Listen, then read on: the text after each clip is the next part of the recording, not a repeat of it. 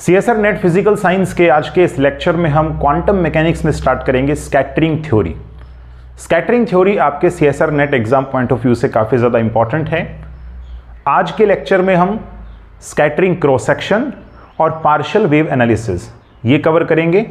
फिर CSR net के जो प्रीवियस ईयर के क्वेश्चंस आए हुए हैं उनको भी साथ साथ हम लोग डिस्कस करते चलेंगे। नेक्स्ट लेक्चर में बोर्न अप्रॉक्सीमेशन देखेंगे, बट आज के लिए scattering cross section and partial wave analysis. तो स्कैटरिंग थ्योरी एक बार ओवरव्यू करते हैं कि स्कैटरिंग का मीनिंग क्या है। मान लीजिए हमारे पास इंसिडेंट बीम ऑफ पार्टिकल्स हैं और आपने किसी टारगेट पर उसको स्ट्राइक करवाया। अब होगा ये कि जब इंटरेक्शन होगा इंसिडेंट पार्टिकल्स का टारगेट के साथ में, तो वो अपनी डायरेक्शन को चेंज कर लेते हैं। एग्जाम्पल के तौर पे जैसे अल्फा पार्टिकल्स की स्कैटरिंग होना जब वो गोल्ड फाइल के न्यूक्लियस के साथ में इंटरेक्शन कर रहे थे रदरफोर्ड एक्सपेरिमेंट के अंदर। सो रिमार्केबल रिजल्ट्स हमें उस टाइम मिले एटॉमिक मॉडल के अंदर, जैसे कि सारा का सारा जो पॉजिटिव चार्ज है कंसंट्रेट सेंट्रल कोर पर है एटम के, जिसे हम न्यूक्लियस बोल रहे थे। तो बहुत सारे रिमार्केबल रिजल्ट्स मिले, लेकिन ऐसा समझिए कि वो एटम की स्टेबिलिटी के बारे में नहीं बता पा रहा था, इसलिए बाद में फिर बोहर मॉडल आया जो एटम की स्टेबिलिटी के बारे में बता पाया। स्कैटरिंग थ्योरी में स्कैटरिंग का मीनिंग क्या है वो हम जान चुके हैं कि जो हमारे पास डायरेक्शन है इंसिडेंट पार्टिकल की वो चेंज हो जाती है जब वो किसी टारगेट के साथ में स्ट्राइक करता है, इंटरेक्शन करता है। So what is scattering? The change in direction, the change in direction of velocity of incident particle when strike to a target। Scattering के क्या एग्जांपल्स हैं? तो अभी मोस्ट कॉमन मैंने आपको एग्जांपल दिया रदरफोर्ड स्कैटरिंग, जिसको आप न्यूक्लियर फिजिक्स में स्टडी करते हैं। स्कैटरिंग फिनोमिना जो भी आता है वो सारा रदरफोर्ड स्कैटरिंग हम लोग न्यूक्लियर फिजिक्स में स्टडी करते हैं, जबकि रदरफोर्ड एटॉमिक मॉडल ये हम एटॉमिक फिजिक्स में डील करते हैं। Even neutron neutron, neutron proton और प्रोटॉन प्रोटॉन स्कैटरिंग, ठीक है, ये भी आप लोग स्टडी करते हैं। बताओ, फॉर्मूला तो सेम रहता है ना क्रॉस सेक्शन का, जो हम यहां पर भी स्टडी करेंगे, 4π/k² × 2l+1 sin² del, same formula रहेगा, लेकिन बस हमारे पास न्यूमेरिकल जो है वो यहां से बनेंगे। ठीक है, इसके बाद एग्जांपल क्या रहेगा? एक और एग्जांपल ले सकते हैं। एक्सरे में आप देखते होंगे जो फोटॉन्स हैं वो इंटरेक्ट करते हैं लेटिस जो हमारे पास में रहेगा उसके एटम्स के साथ में। ठीक है, तो एक्सरे स्कैटरिंग भी होगा, ये भी एक एग्जांपल हो सकता है। तो वेरियस मतलब एग्जांपल्स देखते हैं फिजिक्स के अंदर जहां पर स्कैटरिंग फिनोमिना हो रहा है। ओके, ये तो क्वांटम मैकेनिकली मैंने बात किया है, जब आप पार्टिकल को वेव नेचर कंसिडर करके चलते हैं। इवन क्लासिकल मैकेनिक्स में भी स्कैटरिंग फिनोमिना जो है वो अराइज होता है, और वो आप बेसिकली स्टडी करते हैं जब कोलिजन वाला चैप्टर पढ़ाया जाता है ना, लैब फ्रेम में और जो सेंटर ऑफ मास फ्रेम में जो कोलिजन होता है, ठीक है, वो आप अलग अलग डील करके कुछ रिमार्केबल रिजल्ट्स वहां से डिराइव करते हैं। अभी स्कैटरिंग थ्योरी में जो हमारा फर्स्ट टॉपिक रहेगा that was differential scattering cross section. Differential scattering cross section, ठीक है, जिसे हम डिनोट करेंगे d∑/d⍵ से। अब ये क्या होता है क्या नहीं, इसके बारे में सबसे पहले हम एक डेफिनेशन लिख देते हैं, फिर डायग्राम के माध्यम से समझेंगे कि इसका कितना वैल्यू होता है। देखो, डिफरेंशियल स्कैटरिंग क्रॉस सेक्शन एक रेशो है किसके बीच का? नंबर ऑफ पार्टिकल्स जो हमारे पास स्कैटर होंगे, नंबर ऑफ पार्टिकल्स जो स्कैटर होंगे। कहां से स्कैटर होंगे? पर यूनिट सॉलिड एंगल। ठीक है, एक यूनिट सॉलिड एंगल से जो पार्टिकल्स स्कैटर हो रहे हैं, ठीक है, पर यूनिट टाइम।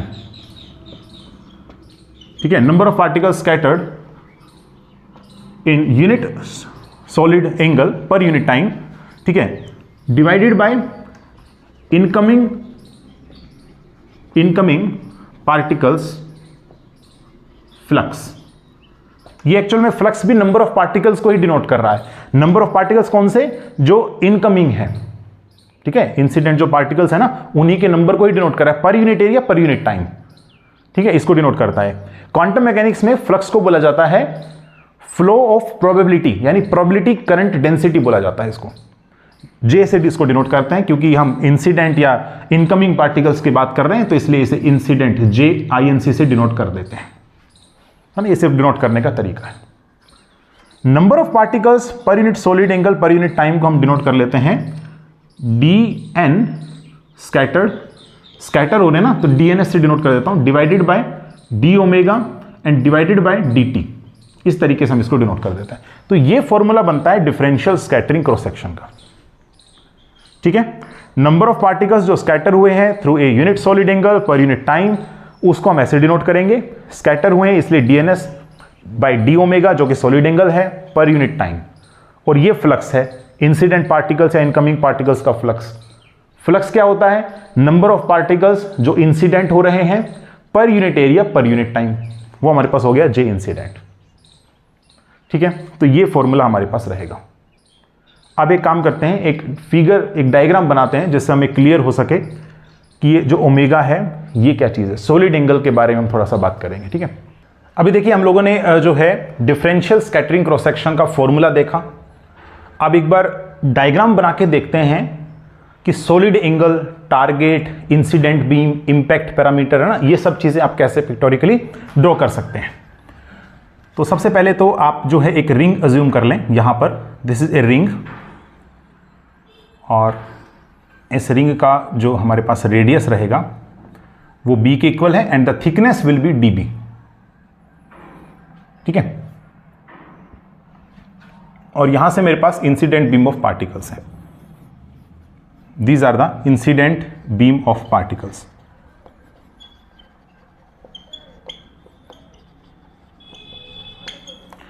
ये सेंटर से हम लोग ज्वाइन करते हैं, ठीक है। कहीं यहां पर हमारे पास आ रहा होगा this was the centre of the target, है ना। ये कंप्लीट हमारे पास एक टारगेट होगा और उस टारगेट का ये सेंटर है। This was the centre of the target. अभी मान करके चलते हैं कि कोई पार्टिकल इस टाइप से आ रहा है ना। देखो ये इसकी इनिशियल वेलोसिटी होगी इस डायरेक्शन में, ओके, ये डायरेक्शन में इनिशियल वेलोसिटी है और ये वाली लाइन ज्वाइन कर रही है सेंटर ऑफ द टारगेट से। इनके बीच का ये जो आप परपेंडिकुलर डिस्टेंस देख रहे हैं, it is called impact parameter, जिसे हम b से रिप्रेजेंट करते हैं, सेम एज जैसे रदरफोर्ड स्कैटरिंग में हम लोग यूज करते हैं। तो पार्टिकल अगर यहां से ऐसे इंसिडेंट होगा तो अब स्कैटर हो जाएगा, है ना। ये हमारे पास में स्कैटर होगा, तो इस टाइप से यहां पर आकर के स्कैटर हो गया, इस टाइप से, ठीक है। तो मान करके चलता हूं कि ये मेरे पास अगर इनिशियल वेलोसिटी थी अगर इस पार्टिकल की, तो ये वाला जो एंगल बनेगा ना, दिस एंगल थीटा, या तो आप ये वाला थीटा एंगल कह सकते हैं, या ये भी एंगल हमारे पास कितना होगा, थीटा एंगल ही होगा।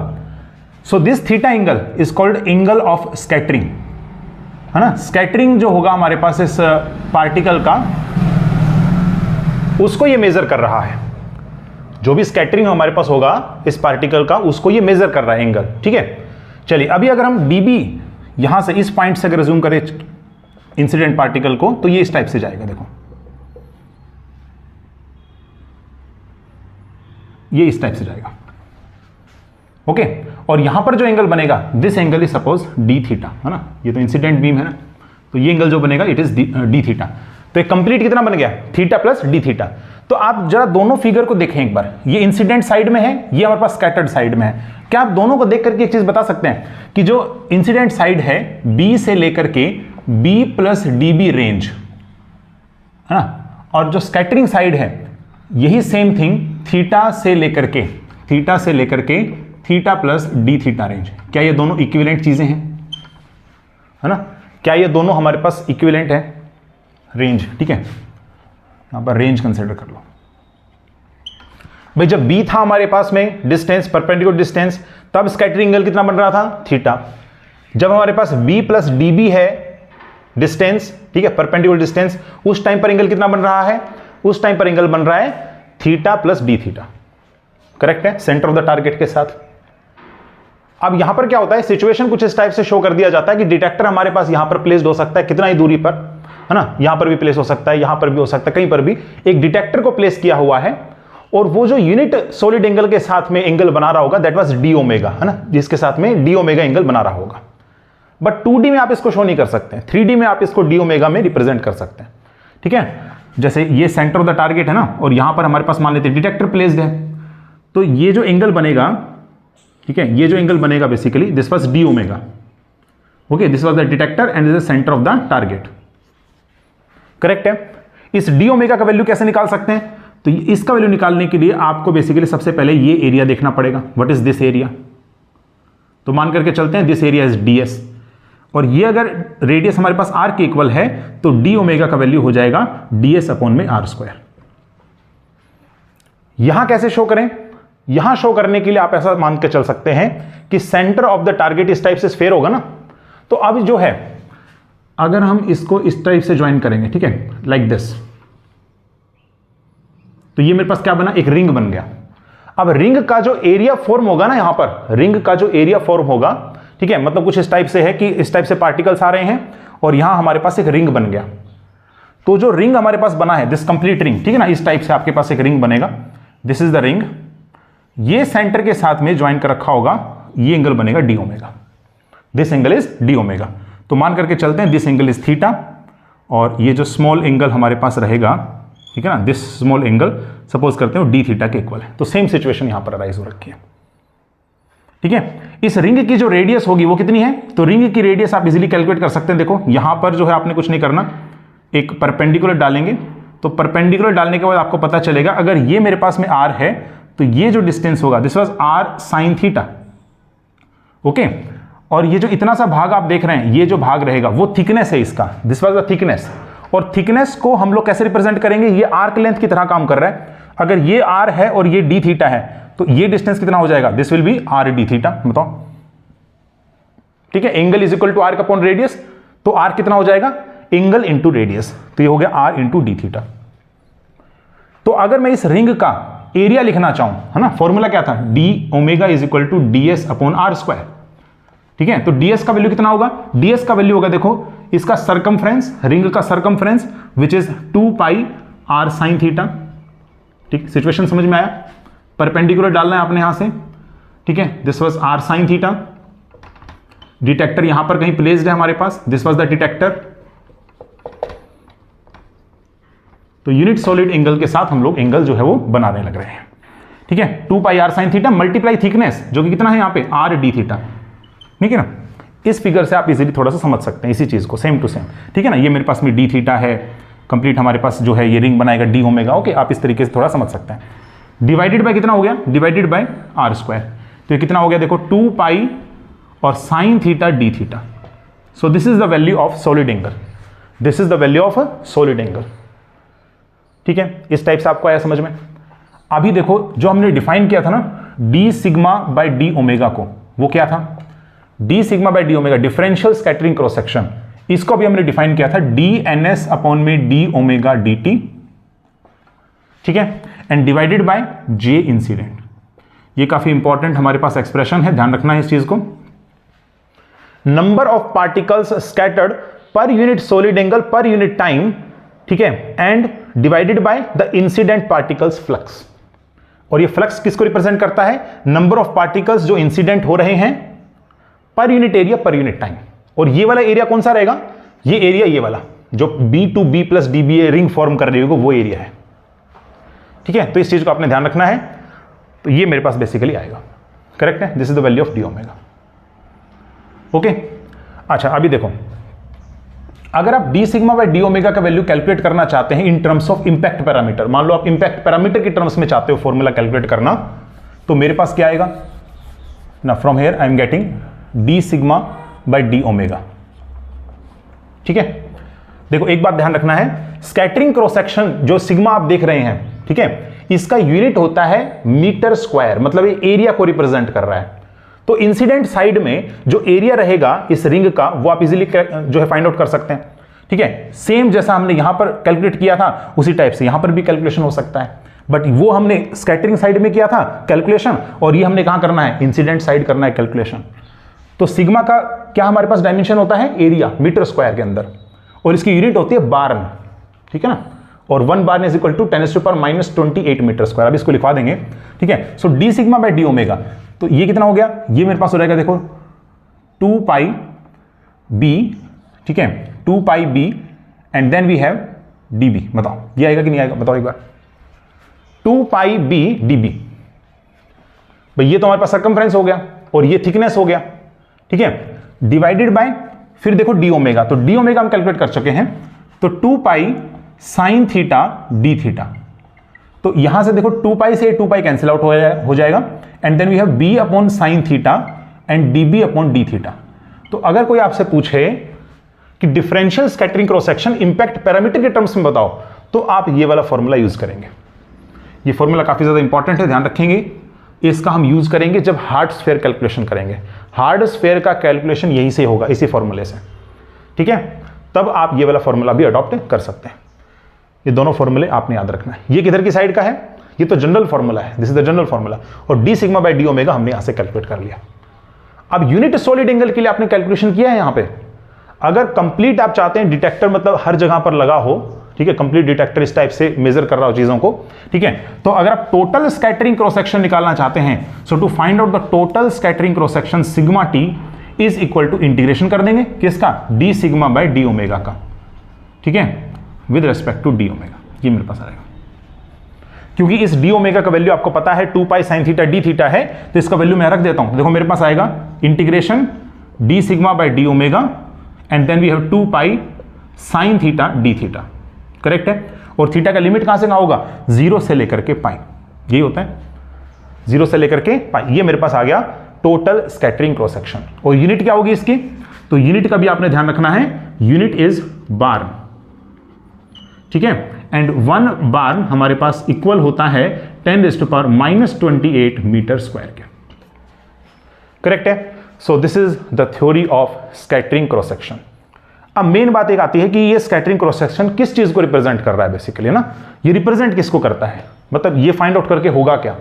तो इसका सबसे ज्यादा यूज जो आता है ना, वो हमारे पास न्यूक्लियर एक्सपेरिमेंट्स में आता है, जहां न्यूक्लियर फिजिक्स आप लोग पढ़ते हैं ना, न्यूट्रॉन स्कैटरिंग, रदरफोर्ड स्कैटरिंग, है ना। तो यहां जो भी टाइप की स्कैटरिंग हो रही है ना, उसमें ये सिग्मा टी रोल प्ले करता है to find out the probability of interaction, किसका किसके साथ, इंसिडेंट पार्टिकल का टारगेट के साथ में कितना इंटरेक्शन है, उसकी प्रोबेबिलिटी को ये फाइंड आउट करता है। प्रोबेबिलिटी ऑफ स्कैटरिंग भी कह सकते हैं आप एक तरीके से, क्योंकि एनएस ऊपर है ना, डीएनएस देखो ना, एनएस ऊपर है हमारे पास, तो प्रोबेबिलिटी ऑफ स्कैटरिंग को भी दरअसल बताता है, प्रोबेबिलिटी ऑफ स्कैटरिंग को भी हमारे पास बताता है। और जितना ज्यादा स्कैटरिंग होगा, इसका मतलब उतना ज्यादा हमारे पास क्या हो रहा है, इंटरेक्शन हो रहा है, उतना ज्यादा हमारे पास इंटरेक्शन हो रहा है, ठीक है। जैसे एग्जांपल के तौर पे अगर हम बात करें यहां पे कि अगर स्कैटरिंग क्रॉस सेक्शन न्यूट्रॉन के केस में निकाला जाए, स्कैटरिंग क्रॉस सेक्शन न्यूट्रॉन्स के केस में निकाला जाए, न्यूट्रॉन्स एब्जॉर्प्शन क्रॉस सेक्शन, ये फाइंड आउट होता है न्यूक्लियर फिजिक्स के अंदर, ठीक है। तो यहां पर जो हमारे पास D sigma by D omega आएगा, वहां से आप सिग्मा टी कैलकुलेट करेंगे। फॉर्मूला विल बी सेम, जो हम पार्शियल वेव एनालिसिस करने वाले हैं ना, उसमें जो फॉर्मूला आएगा वही सेम फॉर्मूला हम यहां अडॉप्ट करेंगे। तो न्यूट्रॉन का इंटरेक्शन के बारे में बता रहे हैं, the probability of interaction of this neutrons with the radio active nucleus, ठीक है ना। तो आप ये देखेंगे कि ये जो सिग्मा टी है ना, बेसिकली ये इनवर्सली प्रोपोर्शनल आता है वेलोसिटी के, मतलब जितना कम वेलोसिटी होगा प्रोबेबिलिटी ऑफ इंटरेक्शन उतना ही ज्यादा होगा। इसलिए माना जाता है कि जो हमारे पास यूरेनियम है ना, यूरेनियम जो है 235, तो इसमें स्लो न्यूट्रॉन्स का एब्जॉर्प्शन अधिक तेजी से होता है, स्लो न्यूट्रॉन्स का एब्जॉर्प्शन, स्लो न्यूट्रॉन्स को ये इजीली एब्जॉर्ब कर लेते हैं, ठीक है। इवन क्रॉस सेक्शन आप एक बार यूरेनियम 235 और यूरेनियम 238 के लिए एक्सपेरिमेंटली जब देखा गया चीजों को, तो ये मिला वहां से कि न्यूट्रॉन का जो एब्जॉर्प्शन है वो यूरेनियम 235, क्योंकि इसका इंटरेक्शन ज्यादा हो रहा था इसके बजाय, क्योंकि इसका क्रॉस सेक्शन ज्यादा आ रहा है, ठीक है ना। इसका क्रॉस सेक्शन जब आप निकालेंगे ना न्यूट्रॉन्स का इसके रेस्पेक्ट में, तो ये क्रॉस सेक्शन आपको ज्यादा मिलेगा बजाय इसके। एक्सपेरिमेंट से इसमें कैलकुलेट होता है, वैसे इसका कोई कैलकुलेशन नहीं है थ्योरेटिकली, एक्सपेरिमेंटली ये चीजें जो है वो मेजर की गई हैं। तो यूरेनियम 235 का यहां पर जो है ज्यादा इंटरेक्शन होगा न्यूट्रॉन्स के साथ बजाय यूरेनियम 238 के साथ, और वो भी स्लो न्यूट्रॉन्स। तो स्लो न्यूट्रॉन्स जो है वो इसके साथ इंटरेक्शन करते हैं, और ये सेम फिनोमेना होता भी है ना। न्यूक्लियर रिएक्टर में भी आपने देखा होगा, स्लो न्यूट्रॉन्स हम लोग कोशिश करते हैं कि स्लो न्यूट्रॉन्स हमारे पास हो जाएं, ठीक है ना। स्लो न्यूट्रॉन्स हम लोग करने की कोशिश करते हैं, फास्ट न्यूट्रॉन्स भी अगर हमारे पास हैं तो उनको स्लो करने की, हम स्लो डाउन करने की कोशिश करते हैं, इसलिए कूलिंग का यूज किया जाता है, ठीक है। तो ये हमारे पास इसका यूज आता है। तो मैंने आपको एक यूज बताया, हालांकि इसके और भी काफी यूजेस हैं। नेक्स्ट हम लोग यहां पर डिस्कस करने वाले हैं टोटल स्कैटरिंग क्रॉस सेक्शन के बाद एक न्यूमेरिकल आया हुआ है CSR नेट में, वो हम लोग करके देखते हैं, जो कि जून 2015 में पूछा गया था। यहां पर आपको गिवन है D sigma by D omega का value a square plus B square cos square theta, ठीक है। और जो फ्लक्स है ना इनकमिंग पार्टिकल्स का, जिसको हम J इंसिडेंट से डिनोट कर रहे थे, सो CSR नेट के इस क्वेश्चन में अज्यूम किया हुआ था वो n के इक्वल, ठीक है, उन्होंने अज्यूम किया हुआ था। आपने फाइंड आउट क्या करना है, नंबर ऑफ पार्टिकल्स स्कैटर्ड पर यूनिट टाइम, ये आपने यहां से कैलकुलेशन करना है। This is you have to calculate, okay. चलिए देखते हैं इस क्वेश्चन को कैसे करेंगे। सबसे पहले इसका फॉर्मूला तो अभी हमने डिराइव किया, ठीक है। By definition d sigma by D omega is defined as, ठीक है, number of particles which are scattered DNS पर यूनिट सॉलिड एंगल पर unit time and divided by the incident particles flux which is n here, correct है। ये complete हो गया। अच्छा, इसको आप कैसे लिख सकते हैं, DNS अपॉन में d omega d t and n, बताओ लिखा जाता है इस टाइप से। Now this implies that DNS by d t तो आपने कैलकुलेट करना है, नंबर ऑफ पार्टिकल्स स्कैटर्ड पर यूनिट टाइम, ये तो आपने कैलकुलेशन करना है। This is equal to n को साइड भेज देंगे, d sigma by d omega का वैल्यू पुट कर देंगे, तो ये मेरे पास है a square plus B square and cos square theta. फिर इसके बाद है डी ओमेगा का वैल्यू पुट कर देंगे, जो कि हमारे पास है 2 pi sine theta D theta, अभी कैलकुलेशन किया था ना, ठीक है। And then we have to integrate it, कहां से कहां तक, 0 से लेकर के पाई तक। बट उसमें जो है ना वैसे लिमिट्स नहीं दी हुई थी, और नहीं दी हुई थी तो भी आप लेकर के चलेंगे 0 से लेकर के पाई, ये लिमिट होता है थीटा का, और फाई का होता है 2 पाई, है ना, 0 से लेकर के 2 पाई।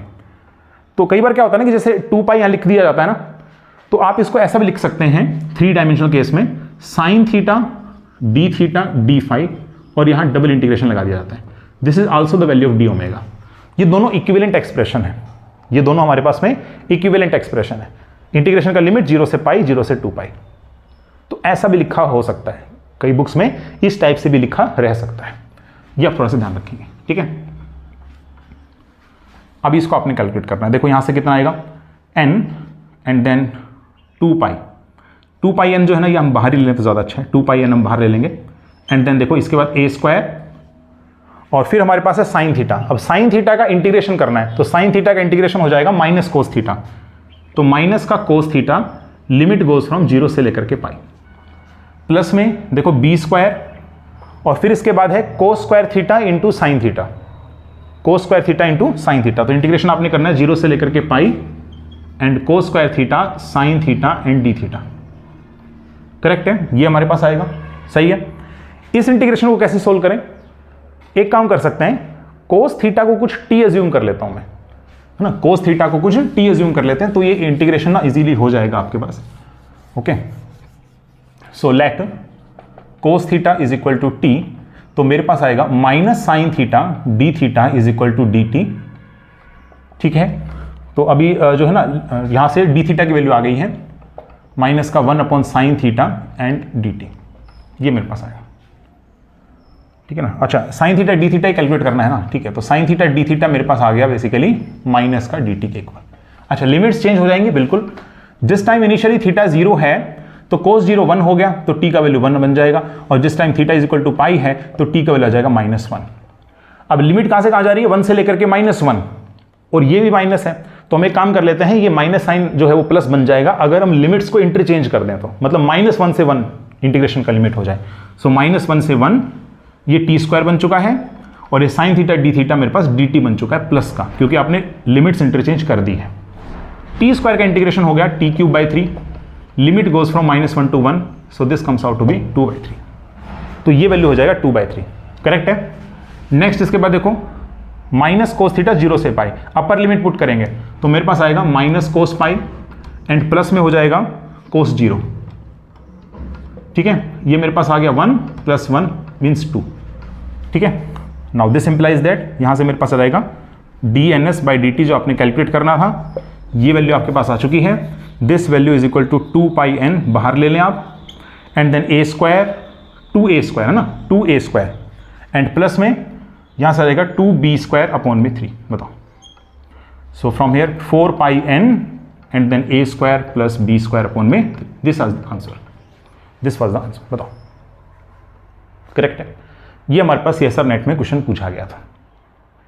नेक्स्ट हम लोग चलते हैं अब डिफरेंशियल स्कैटरिंग क्रॉस सेक्शन, और क्रॉस सेक्शन जानने के बाद अभी नेक्स्ट हम लोग कैलकुलेट करेंगे डिफरेंशियल स्कैटरिंग क्रॉस सेक्शन का जो फॉर्मूला आता है ना स्कैटरिंग एम्पलीट्यूड के टर्म्स में, वो क्या होगा वो हम लोग जानते हैं। Partial wave analysis. देखिए, जो भी हमारे पास में वेव आ रही होगी, ठीक है, इनकमिंग पार्टिकल्स की जो वेव है जो कि टारगेट से हिट करने वाली है, तो बेसिकली वो हम लोग जब यहाँ डिटेक्टर लगा करके देखेंगे तो हमें पता चलेगा कि भाई जो इंसिडेंट है वो तो बहुत दूर से है, आ रही है, तो एक तरीके से वो प्लेन वेव की तरह जो है एक्ट कर रही है ना। तो अभी मान करके चलते हैं this is the incident wave, यहाँ पर हमारे पास टारगेट है, ठीक है, और यहाँ पर हमारे पास में डिटेक्टर है। This was the detector, okay. तो अभी क्या होगा, जैसे ये इसके ऊपर इंसिडेंट होगा, इस टाइप से स्कैटर होगा, ओके, और किसी एंगल पर आपको ये दिख जाएगा, ठीक है। अभी देखो यहां पर जो है ना, this is act as a plane wave, ये प्लेन वेव की तरह एक्ट कर रहा है, और प्लेन वेव की तरह एक्ट करेगा। अब जैसे ही ये इंसिडेंट होकर के यहां पहुंचेगा, ठीक है, तो बहुत सारी स्फेरिकल वेव्स का कॉम्बिनेशन होता है दरअसल प्लेन वेव। तो यहां पर है ना, एट ए लार्ज डिस्टेंस, यहां पर आप लोग कंसिडर करके चलेंगे this is made up of large number of spherical waves.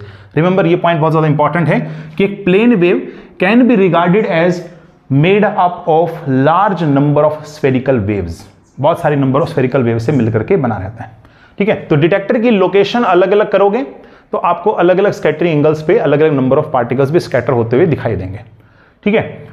अभी अगर बात किया जाए, अगर ये डायरेक्शन हमारे पास z एक्सिस है, सपोज करते हैं कि this direction is suppose z axis, तो अगर जो हमारे पास स्कैटर हो रहा है ना पार्टिकल वहां पे, है ना, बहुत दूर, तो आप अगर ये देखेंगे कि हमारे पास जो वेव फंक्शन होगा इनकमिंग पार्टिकल्स का जो कि स्कैटर हुए हैं, इसका जो आप वेव फंक्शन लिखेंगे, वो वेव फंक्शन का फॉर्म किस टाइप से होना चाहिए, अगर मुझे ये मिल जाता है तो मैं डिफरेंशियल स्कैटरिंग क्रॉस सेक्शन और क्रॉस सेक्शन का वैल्यू फाइंड आउट कर सकता हूं इजीली।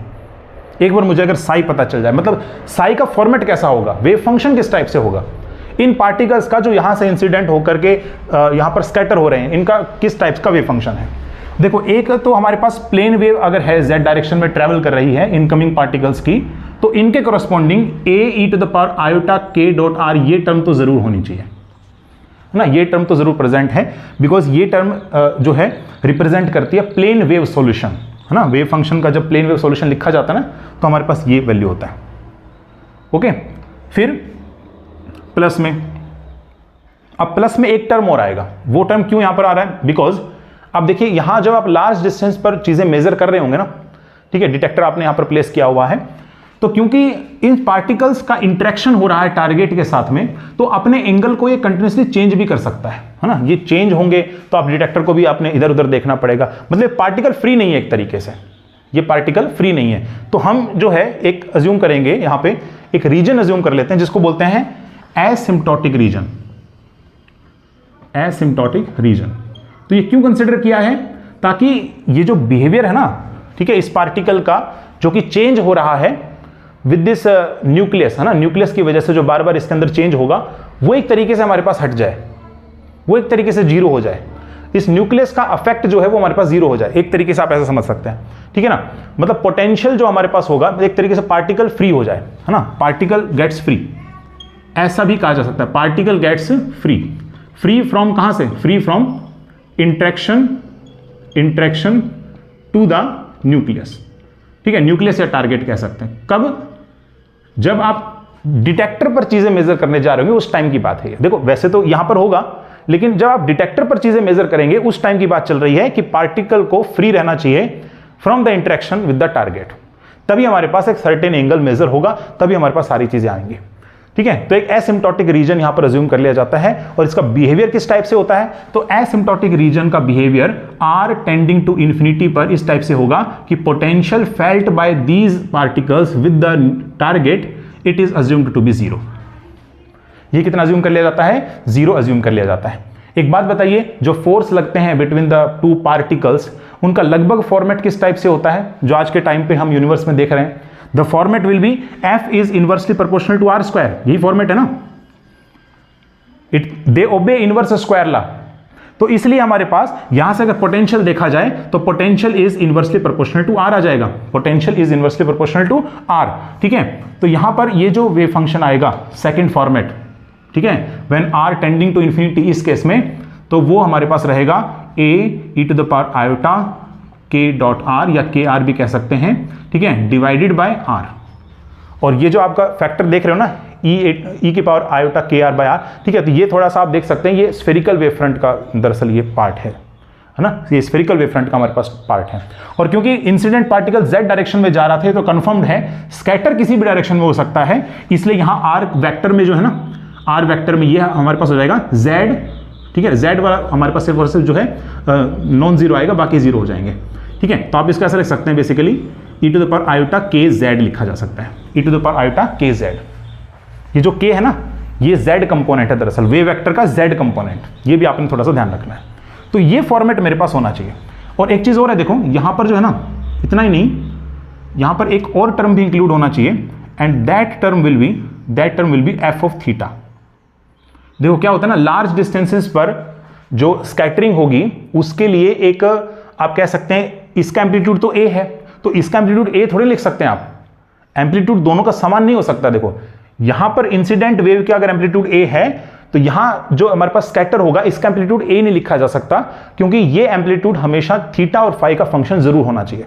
थीटा का भी फंक्शन होगा और हमारे पास फाई का भी फंक्शन है, थीटा का भी फंक्शन है और ये फाई का भी फंक्शन है, दिस इज f, ठीक है ना। लेकिन मैंने फाई का फंक्शन क्यों एज्यूम नहीं किया, इसलिए एज्यूम नहीं किया, अगर ये स्फेरिकली सिमेट्रिक केस है, ये एक स्फेरिकली सिमेट्रिक केस है, तो ये फाई का फंक्शन नहीं होगा, सिर्फ और सिर्फ फिर ये थीटा का फंक्शन रहेगा, ठीक है ना, स्फेरिकल सिमेट्रिक वाले केस में, क्योंकि आप मान रहे हैं ना कि potential is inversely proportional to r, तो ये स्फेरिकली सिमेट्रिक का केस है जहां पर पोटेंशियल सिर्फ और सिर्फ आर का फंक्शन होगा, तो इसलिए हमारे पास ये किसका फंक्शन है, थीटा का फंक्शन है। And what is F of theta, so F of theta is called scattering amplitude, इसको बोला जाता है स्कैटरिंग एम्पलीट्यूड।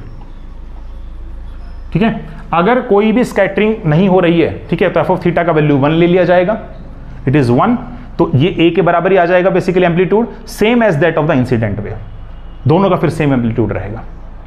ठीक है, तो ये एक फैक्टर आपने अलग से इंक्लूड करना रहता है। ये r मैंने क्यों किया इंक्लूड, ताकि r टेंडिंग टू इन्फिनिटी पर हमारे पास जो इसका इंटरेक्शन हो रहा है, ठीक है, मतलब ये जो पार्टिकल ये फ्री तो महसूस नहीं करेगा ना अपने आप को, तो अपने एंगल्स को ये चेंज कर सकता है बेसिकली, ठीक है ना। तो एक सर्टेन हमें एंगल मिल पाए, इसकी वजह से r टेंडिंग टू इन्फिनिटी पर यहां पर हमारे पास इसका इंटरेक्शन नहीं होना चाहिए, इसका इंटरेक्शन नहीं होना चाहिए, ठीक है, एटॉमिक स्केल पर आप चीजें मेजर कर रहे हैं ना, इस वजह से, तो ये इस तरीके का वेव फंक्शन यहां पर अज्यूम किया जाएगा। This was the wave function, ये स्कैटरिंग एम्पलीट्यूड है। वैसे तो थीटा फाई का फंक्शन होना चाहिए था, बिकॉज आपने ये जो है स्फेरिकल सिमेट्रिक केस अज्यूम किया है, तो सिर्फ और सिर्फ थीटा का फंक्शन होगा, फाई पर इसका कोई डिपेंडेंसी नहीं है, फाई विल बी जो है इसका कोई डिपेंडेंसी नहीं, इट इज 2 पाई, ठीक है ना। ये कुछ वैसा ही है जैसे हम लोग जानते हैं ना कि जो D sigma by D omega था, क्या ये फाई पर निर्भर कर रहा था, बताओ एक बार, क्या ये फाई पर निर्भर करता है, नहीं, ये फाई पर निर्भर नहीं करता है, ठीक है, क्योंकि हमने इसका वैल्यू क्या डिफाइन किया था, 2 पाई इंटू में साइन थीटा डी थीटा, तो एक्चुअल में तो ये थीटा के वेरिएशन पर निर्भर कर रहा है सारी चीज, फाई तो हमारे पास सेम है 2 पाई के एक बाद, ओके, तो सेम यहां पर होना चाहिए, ये जो हमारे पास वैल्यू है F of theta, it is called scattering amplitude. Okay, next हमारा काम क्या रहेगा, फर्स्ट जो पार्ट है, ये वाला जो पार्ट आप देख रहे हैं, ये इंसिडेंट वेव को रिप्रेजेंट कर रहा है along the Z axis, okay, incident plane wave, आप ऐसा भी कह सकते हैं, इंसिडेंट प्लेन वेव को रिप्रेजेंट कर रहा है travelling along the Z direction. और ये वाला जो पार्ट है, second part, this represent scattering part या scattering wave function, scattering wave function at a large distance. और ये फैक्टर में जो है हमारे पास स्फेरिकल वेव फ्रंट, मतलब बहुत सारे स्फेरिकल वेव फ्रंट से मिलकर के हमारे पास प्लेन वेव फ्रंट बनता है, ठीक है। आप देखते होगे जैसे सन है और हम यहां पर हैं, तो एक्चुअल में सन से बहुत सारे स्फेरिकल वेव फ्रंट जनरेट हो रखे हैं, लेकिन हमारे तक पहुंचते पहुंचते हमें क्या लगेगा कि जो है बहुत सारे स्फेरिकल वेव फ्रंट्स कंबाइन हो चुके हैं and we get a plane wave front, हमारे पास एक प्लेन वेव फ्रंट्स हमारे पास राइज होते हैं, तो इस टाइप से, ठीक है। नेक्स्ट काम क्या है, यहां से अब D sigma by D omega calculate करना हमारा नेक्स्ट काम रहेगा, D sigma by D omega using the definition, ठीक है। So let us calculate that. So now the wave function contains 2 terms, एक हमारे पास है इंसिडेंट, ठीक है, जिसका वैल्यू है a e to the power iota के जेड, और एक हमारे पास है साई स्कैटर्ड, जिसका वैल्यू है a f of theta e to the power iota के आर अपॉन में r, करेक्ट है। ये दो चीजें हमने अज्यूम की थी अभी, नेक्स्ट हम लोग देखेंगे d sigma by d omega का वैल्यू कितना होगा। तो d sigma by d omega थोड़ी देर पहले डिफाइन किया गया था, its value will be d n s by d omega d t divided by j incident. बताओ, ये हमारे पास था, ठीक है, ये तो बाय फॉर्मूला है, हमने जो डेफिनेशन पढ़ा था स्टार्टिंग में, ठीक है। एक काम कर लेते हैं, n से मैं इसको मल्टीप्लाई और n से ही डिवाइड कर देता हूं। ये n क्या चीज है? नंबर ऑफ पार्टिकल्स जो इंसिडेंट कर रहे हैं, नंबर ऑफ पार्टिकल्स जो इंसिडेंट कर रहे हैं, ठीक है ना, दैट वर कैपिटल N। और ये ns क्या चीज है? नंबर ऑफ पार्टिकल्स जो स्कैटर हो रहे हैं, ठीक है। तो ये डिफरेंस है दोनों के बीच। अगर आप ध्यान से देखेंगे तो ये dns अपॉन n, ये फैक्टर कुछ डिनोट करेगा बेसिकली, ये फैक्टर कुछ डिनोट करता है। किसको डिनोट करेगा ये?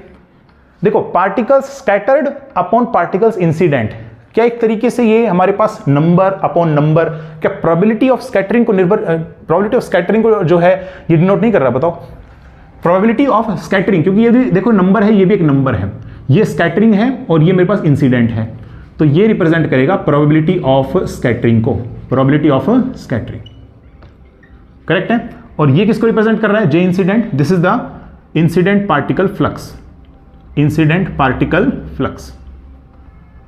फ्लक्स का मतलब होता है हमारे पास में प्रोबेबिलिटी फ्लो, यानी कि क्वांटम मैकेनिक्स के अकॉर्डिंगली इसे कहा जाएगा प्रोबेबिलिटी करंट डेंसिटी भी। और प्रोबेबिलिटी करंट डेंसिटी का फॉर्मूला आपको पता होना चाहिए। देखो, इसका भी फॉर्मूला पता रहना चाहिए और इसका भी फॉर्मूला। पहले मुझे बताओ प्रोबेबिलिटी करंट डेंसिटी का फॉर्मूला क्या है? This is h cut by m and then we have psi star, ठीक है, इमेजिनरी पार्ट आता है यहाँ पे, ठीक है ना, imaginary part of psi star del psi. बताओ, ये होता है मेरे पास, करेक्ट है। लेकिन ये तो एक पार्टिकल हुआ जिसके कोरस्पॉन्डिंग वेव फंक्शन साई है। ऐसे कितने नंबर ऑफ पार्टिकल्स हैं जो इंसिडेंट कर रहे हैं? इंसिडेंट के लिए लिख रहे हो ना, या इनकमिंग पार्टिकल्स के लिख रहे हो? कितने टोटल? n है, तो आप इसमें n से मल्टीप्लाई कर दो। अब ये सभी पार्टिकल्स इंक्लूड हो चुके हैं, करेक्ट है। नेक्स्ट मुझे बताओ प्रोबेबिलिटी ऑफ स्कैटरिंग कितना होगा? तो प्रोबेबिलिटी ऑफ स्कैटरिंग बिल्कुल सिंपल है, देखो, psi s modulus square and then d tau, ये मेरे पास हो जाएगा। D tau means r square d r sine theta D theta d phi, ठीक है, ये मेरे पास वैल्यू रहेगा। This is the probability of scattering. Psi s means ये, साई एस सी भी आप कह सकते हैं, ठीक है। तो मेरे पास देखो कितना आएगा। Now this implies that D sigma by d omega. अच्छा, अभी देखते हैं आगे। यहां पर मेरे पास n है, इसके बाद है प्रोबेबिलिटी विच इज दिस। अब प्रोबेबिलिटी में देखो psi s c mod square है ना, तो यहां से मुझे एक बात बताओ जरा, psi s c mod square is equal to written as psi star s c and psi s C.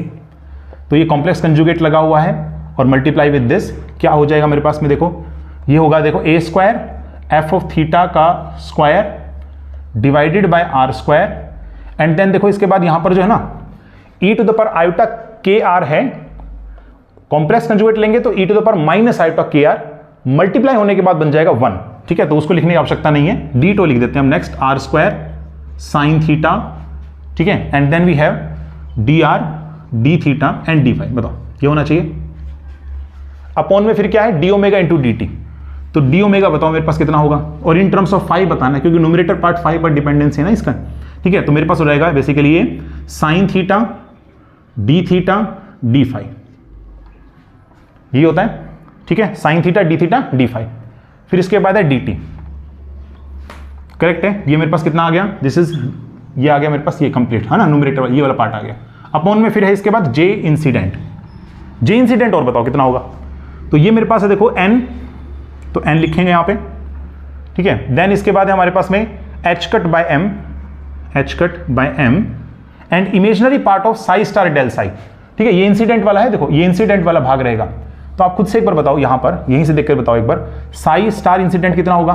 This was equal to a e to the power minus iota के जेड, और डेल साई कितना होगा?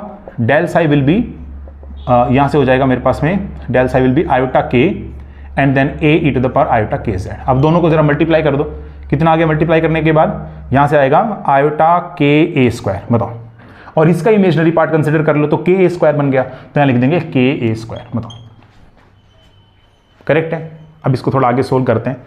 Are square से r square cancel out हो गया, sine theta d phi तो complete ही cancel out हो गया, sine theta d phi. N से ये एन कैंसिल आउट हो गया, ए स्क्वायर से ये स्क्वायर कैंसिल आउट हो गया, ठीक है। क्या बचा आपके पास? यहां से मेरे पास आएगा f of theta modulus square, correct है। अच्छा, अभी देखो ये d r upon d t का जो डायमेंशन है वो किससे मैच करेगा? Velocity, velocity of the incident particle, correct है। और ये h cut k by m, h cut k इसके डायमेंशन किससे मैच करते हैं? मोमेंटम से। सो मोमेंटम अपॉन मास, और मोमेंटम होता है मास इंटू वेलोसिटी, तो ये भी एक वेलोसिटी टर्म है। वेलोसिटी बाय वेलोसिटी इज 1, तो मतलब मेरे पास ये आ गया d sigma by D omega. This was the value of d sigma by D omega. अगर ये d sigma by D omega है, जहां पर f ऑफ थीटा किसको डिनोट कर रहा है? दिस डिनोट स्कैटरिंग एम्पलीट्यूड, ये मैंने स्टार्टिंग में ही आपको बता दिया था, this is called scattering amplitude. तो अब मुझे एक बात बताओ यहां से कि जो वैल्यू होगा किसका, the value of sigma t, वो कितना आएगा? बताओ एक बार, सिग्मा टी का वैल्यू कितना होगा? Total cross section is integration d sigma by D omega, जो वैल्यू आप फाइंड आउट कर चुके हैं, f of theta modulus square and then d omega. तो डी ओमेगा का वैल्यू था 2 pi sine theta D theta, मतलब ये मेरे पास आ गया बेसिकली 2 पाई एंड देन 0 से लेकर के pi F of theta modulus square sine theta D theta. काफी इंपॉर्टेंट एक्सप्रेशन ये। अब ये एफ ऑफ थीटा का वैल्यू क्या होगा? एफ ऑफ थीटा का जो वैल्यू है ये आप मेजर करेंगे दो तरीके से, एक पार्शियल वेव एनालिसिस और दूसरा रहेगा बॉर्न अप्रॉक्सीमेशन। पार्शियल वेव्स क्या होती हैं पहले हम वो जान लेते हैं। देखो पार्शियल वेव्स का मीनिंग ये हो गया, जैसा मैंने आपको बताया था कि प्लेन वेव जो है, ठीक है, जो इंसिडेंट प्लेन वेव है ना, that is consisting of large number of spherical waves, ठीक है ना। तो large number of spherical waves है, उन्हीं को हम लोग बोल रहे हैं पार्शियल वेव एनालिसिस। तो हम इसको बोलेंगे पार्शियल वेव्स। क्या बोलेंगे हम इसको? पार्शियल वेव्स, ठीक है। तो बेसिकली पार्शियल वेव्स उनको बोला जाता है, जो हमारे पास large number of spherical waves आएंगे ना, large number of spherical waves, ठीक है, उसको बोला जाता है पार्शियल वेव्स, ओके। और ये जो पार्शियल वेव्स हैं, इनकी एल की जो वैल्यू है वो डिफरेंट है, उसके हिसाब से इनके वेव्स के नाम दिए गए हैं एंगुलर मोमेंटम के नाम से। जैसे एल का वैल्यू 0 होगा तो एस वेव है, एल का वैल्यू 1 है तो हमारे पास पी वेव है, एल का वैल्यू 2 है तो हमारे पास में डी वेव है। इस टाइप से इन वेव्स का नाम दिया गया है। अब पार्शियल वेव एनालिसिस से जो वैल्यू एफ ऑफ थीटा का कैलकुलेट होता है, ठीक है, हम यहां डेरिवेशन नहीं करेंगे, डायरेक्टली मैं आपको रिजल्ट बता देता हूं, वो रिजल्ट आपके एग्जाम पॉइंट ऑफ व्यू से इंपॉर्टेंट है। Solve bye using the partial wave analysis, ये मेरे पास वैल्यू आता है 1/k समेशन, ये एल पर चल रहा है समेशन 0 से लेकर के इन्फिनिटी, एंड देन 2l+1, ठीक है, sine del l e to the power iota del l and p L of cos theta, ये मेरे पास में वैल्यू आता है। This is the complete value, okay. ये लीजेंडरी पॉलिनोमियल है, ओके। अभी देखो यहां पर जो है ना, ये वैल्यू अगर आप यहां पुट करेंगे, ये वैल्यू अगर आप यहां पुट करेंगे तो बेसिकली एफ ऑफ थीटा जो है ना, F of theta modulus square जो लगा हुआ है, इसको आप ऐसा लिख सकते हैं ना, F star theta and F of theta. तो मेरे पास कितना आएगा आप खुद से देख लो, यहां पे 1/k स्क्वायर, ठीक है, 1/k स्क्वायर, एंड देन इसके बाद मेरे पास है 2l+1 का होल स्क्वायर, करेक्ट है, यहां समेशन लगा हुआ है। फिर इसके बाद होगा sine square del L, correct है, और यहां पर आएगा देखो E to the power iota del L, ये तो यहां से कॉम्प्लेक्स कंजुगेट लेंगे तो E to the power minus iota del L, और फिर है देखो P L of cos theta और यहां पर इसका स्क्वायर। बताओ ये है करेक्ट। इसका वैल्यू देखो, अब ये दोनों तो कैंसिल आउट हो जाएगा ना, ये तो 1 बन गया, और ये वैल्यू जब आप यहां रखेंगे ना, तो आप बेसिकली इंटीग्रेशन कर रहे हैं थीटा के रेस्पेक्ट में 0 से लेकर के पाई। तो एक बार जो है ना आप देख लीजिए कि थीटा का इंटीग्रेशन क्या आएगा, तो यहां से आएगा देखो 0 से लेकर के पाई, एफ ऑफ थीटा के मोड स्क्वायर में थीटा प्रेजेंट सिर्फ वहीं पर ही है, मतलब p L of cos theta modulus square, and then we have sine theta and then we have d theta. बताओ ये मेरे पास है, करेक्ट। इसका वैल्यू कितना होगा, कैसे सोल्व करेंगे? तो एक काम कर लेते हैं, कोस थीटा को कुछ टी एज्यूम कर लेता हूं मैं, या एक्स एज्यूम कर लेता हूं। कोस थीटा को क्या एज्यूम कर लिया? एक्स एज्यूम कर लिया। तो यहां से आएगा minus sine theta is equal to, यहां से हो जाएगा dx, ठीक है। लिमिट्स भी इंटरचेंज होंगी, स्टार्टिंग में cos 0 is equal to 1 and cos pi is equal to -1, so limit goes from 1 से लेकर के -1, लेकिन हम कर देंगे इसको -1 से 1 क्योंकि ये माइनस साइन है तो एब्जॉर्ब हो जाएगा, सेम हमने थोड़ी देर पहले जो किया था, ठीक है। तो -1 से 1 and then p L of x modulus square, और ये कंप्लीट बन गया dx। आप जानते हैं ये वाला फॉर्मूला कितना है? This is the orthonormality property of Legendre function, ठीक है। तो ये वैल्यू हमारे पास आती है 2/2l+1, ये वैल्यू हमारे पास होगा 2/2l+1। हाँ, अगर यहाँ पे pl ऑफ x और pm ऑफ x होता तो फिर यहाँ आगे आ जाता डेल lm, बट आने की जरूरत नहीं है इस केस में क्योंकि दोनों ही आपको ll मिल रहे हैं, मॉडुलस स्क्वायर आपने ले रखा है, तो ये 1 हो जाएगा, क्रोनिकल डेल्टा टेंसर। ठीक है, ये मेरे पास में प्रॉपर्टी है, this is orthonormality property of Legendre polynomial, correct है। तो अब ये वैल्यू मैं यहां रख दूंगा, ठीक है, इस फॉर्मूले के अंदर। So from here I get the value of sigma T is equal to, देखो ये 2 पाई इंटू में अब ऊपर जो है ना ये 2, ठीक है, ये बन गया 4 पाई अपॉन में ये के स्क्वायर, देखो ये 2l+1 और ये एक 2l+1, इसका स्क्वायर लगा हुआ है ना, तो एक ये कैंसिल आउट होगा, तो यहां पर आएगा समेशन एंड 2l+1, फिर ये कंप्लीट देखो sine square del l, sine square del l, वो तो आपने सोल्व कर ही लिया यहां पर, बस इतना वैल्यू मेरे पास आएगा। This is the value of sigma T, complete है, देखो this is the value of sigma T. ये काफ़ी ज़्यादा इंपॉर्टेंट है हमारे लिए, आपको वेरियस केस दे सकता है कि एस वेव है, पी वेव है, डी वेव है, तो उसके कॉरस्पॉन्डिंगली एल का वैल्यू भी आपने डिफरेंट एज्यूम कर लेना है, ठीक है, एल का वैल्यू 0 होगा एस वेव के लिए, ठीक है ना, इस टाइप से हमने कंसिडर करना है। यहाँ पर ये डेल एल जो है ना, इसको बोलते हैं फेज शिफ्ट, फेज शिफ्ट जो हमारे पास आएगा, ठीक है। नेक्स्ट है यहां से ना एक और थ्योरम आती है जिसको बोलते हैं ऑप्टिकल थ्योरम। वो ऑप्टिकल थ्योरम क्या है वो भी हम आपको बता ही देते हैं। देखो ऑप्टिकल थ्योरम हमारे पास क्या होती है, आप एक काम कीजिए, यस इस फॉर्मूले में देखो एक बार, इसमें ना थीटा का वैल्यू आप 0 कर दो तो यहां पे आ जाएगा f(0) is equal to, so 1/k, okay 1/k summation, और यहां से आ जाएगा 2l+1 sine del l e to the power iota del l and p0 of cos theta, ये मेरे पास आ रहा है, करेक्ट है, ये आएगा मेरे पास, ठीक है।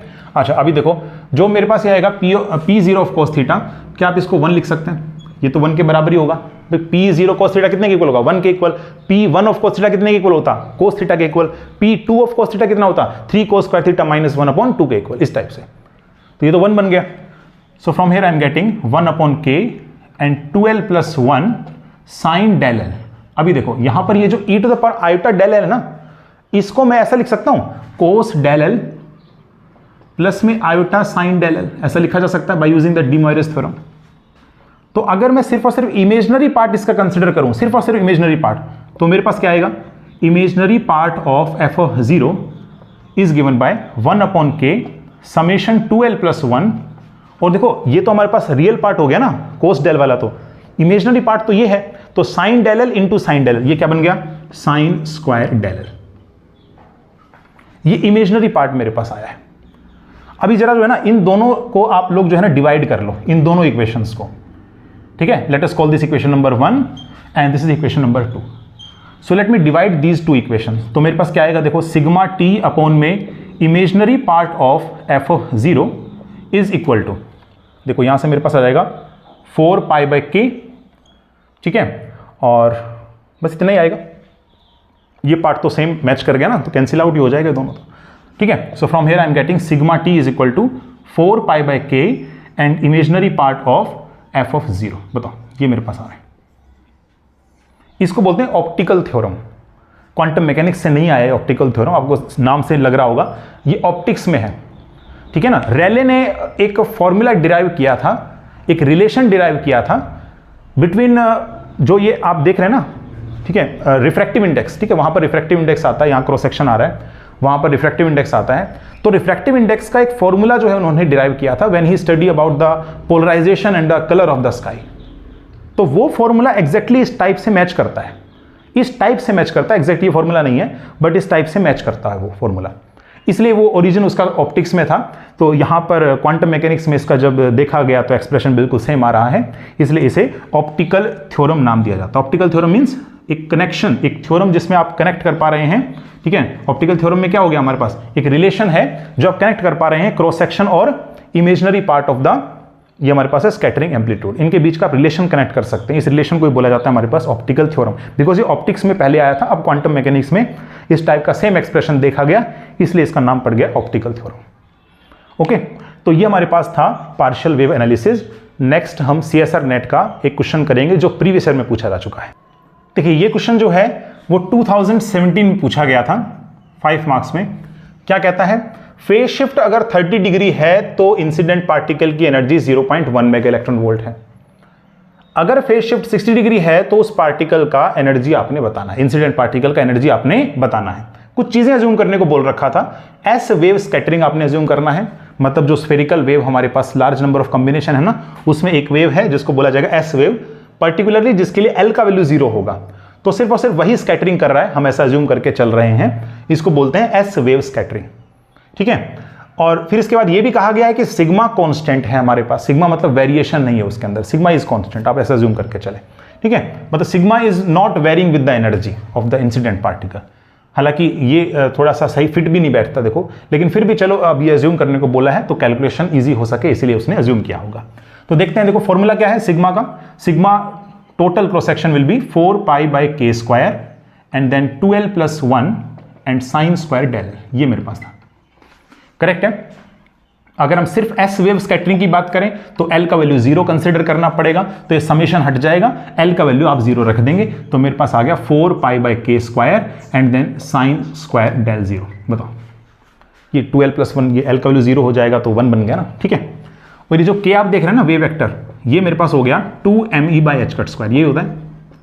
ठीक है, तो यहां रखेंगे, तो बेसिकली मैं डिपेंडेंसी चेक कर लेता हूं, तो सिग्मा टी का वेरिएशन इस टाइप से होगा sine square del naught and divided by energy, ये मेरे पास वेरिएशन है।